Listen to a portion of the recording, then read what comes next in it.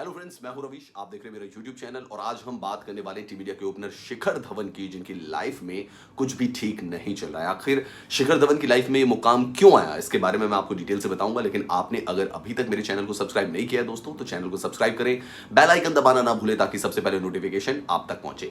तो चलिए दोस्तों, हम बात करें शिखर धवन की। और कल शिखर धवन के हवाले से तो नहीं, लेकिन उनकी एक्स वाइफ यानी कि आयशा धवन के हवाले से ये बात सामने आई, जिनका ओरिजिनल नेम आयशा मुखर्जी है। उनके हवाले से बात सामने आई कि शिखर धवन और आयशा मुखर्जी जो है वो अलग हो गए हैं, यानी कि दोनों ने डिवोर्स ले लिया है। और ये तब हुआ है जब दोनों की मैरिज को सक्सेसफुली 8 साल पूरे हो चुके थे दोस्तों।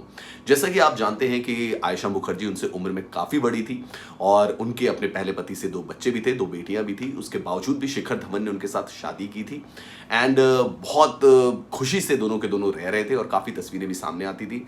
यहाँ तक कि आयशा मुखर्जी जो थी वो शिखर धवन के साथ जब टीम इंडिया बाहर होती थी उन दौरों में भी वो साथ रहती थी। दोनों का एक बेटा भी है जिसका नाम जोरावर है।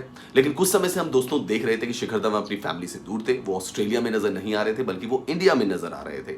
और उन्होंने काफ़ी सारे जो वीडियोस अपने पोस्ट किए थे उसमें कहीं भी उनकी फैमिली का जिक्र नहीं था, जो कि वो अक्सर किया करते थे। अपने बेटे के वीडियो डालते थे, अपनी वाइफ के वीडियोस डालते थे, अपनी जो उनकी जो दो जो डॉटर्स थी उनकी एक्स वाइफ की, उनके वीडियोस डालते थे। लेकिन अब ये काफी समय से नजर नहीं आ रहा था, जिससे ये इंडिकेशन मिल रहा था कि दोनों के बीच में कुछ भी सही नहीं चल रहा है। और फाइनली आयशा मुखर्जी के ट्वीट से बात तो साफ हो ही गई कि दोनों ने डिवोर्स ले लिया। आयशा मुखर्जी ने अपना ट्वीट किया था और उसमें उन्होंने साफ तौर पर कहा कि जब पहली बार हुआ था बहुत पेनफुल था, लेकिन ये दूसरी बार तो और भी ज्यादा पेनफुल है उनके लिए।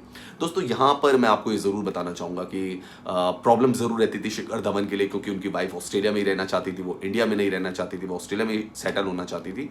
तो 2 जगह फैमिली के साथ रहना शिखर धवन के लिए बहुत मुश्किल होना था। यानी कि इंडिया में उनके मम्मी पापा रहते हैं और ऑस्ट्रेलिया में उनकी वाइफ एंड बाकी की फैमिलीज रहती थी। और आयशा धवन यहाँ मूव करने के लिए तैयार नहीं थी, ऐसा भी लोग बता रहे हैं। तो ये एक बड़ा बोन ऑफ कंटेंशन बन गया कि वो यहाँ पे नहीं आना चाहती थी, वो ऑस्ट्रेलिया में ही रहना चाहती थी। और शिखर धवन का कहना था कि वो ऑस्ट्रेलिया में मतलब क्यों, जब इंडिया को बिलोंग करते हैं तो वो इंडिया में रहना चाहते हैं। तो 2 जगह टाइम स्पेंड करना इन अ बिजी स्केड्यूल बहुत मुश्किल हो जाता है किसी भी खिलाड़ी के लिए।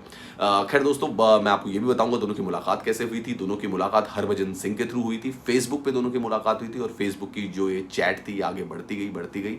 एंड जैसा आपको पता है कि वो एक बॉक्सर ट्रेनर है, आयशा मुखर्जी मेलबर्न में रहती है। और फिर धीरे धीरे जब बात बढ़ी तो शिखर धवन ने फाइनली ये रियलाइज़ किया था कि ही इज़ इन लव, और फिर उन्होंने आयशा को प्रपोज किया और फिर दोनों के बीच में बात बन गई थी और फिर जाके दोनों की शादी भी हुई। और काफ़ी 2012 की ये बात है दोस्तों और आज हो गए 2021, तो 8-9 साल का ये रिलेशनशिप था जो कि सैड तरीके से कह सकते हैं कि एंड हो गया। शिखर धवन की तरफ से दोस्तों कोई भी ऑफिशियल स्टेटमेंट जारी नहीं किया गया है, लेकिन आयशा धवन ने क्लियर कर दिया है कि उनका डिवोर्स हो गया है। हालांकि शिखर धवन का मैंने इंस्टा पे जो पोस्ट देखा था उसमें काफ़ी खुश नज़र आ रहे थे, फ्रेंड्स के साथ एंजॉय कर रहे थे। उनकी तरफ से ऐसा कोई पोस्ट नहीं आया है। लेकिन चलिए, हम दोनों को शुभकामनाएं देते हैं कि दोनों की जो आगे की लाइफ है वो अच्छी कटे। तो दोस्तों ये थी शिखर धवन के बारे में हमारी इंफॉर्मेशन, और आपका क्या कहना है आप कॉमेंट सेक्शन पर जाकर कॉमेंट कर सकते हैं।